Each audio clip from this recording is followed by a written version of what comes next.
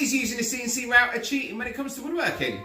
What do you reckon? Are you a purist? Do you think that hand tools are the only tools? Do you think that a CNC router is okay? Right then, so you might be asking yourself, Josh, why do you have an opinion on this? Well, bearing in mind that opinions are ourselves and everybody has one, because it's a business, right? Efficiency is everything and time is money, ladies and gentlemen, so I need to save time so that I can make more money. We're not in the dark ages, it's not all mortise and tenons and pegs, and that's just the way that it is. Times change, things move on, and you know, sometimes you just gotta get with the times, right? Use a 1 flute, 2 flute, do you use a carbide bit, do you use a router bit? How quick can you plunge in there? How quick can you feed it through the material? Is it different for different types of material? And I guarantee you, yes it is. They're all different and they all require a certain amount of skill to be able to use them. Have a great day, you take it easy and I shall catch you on the next one.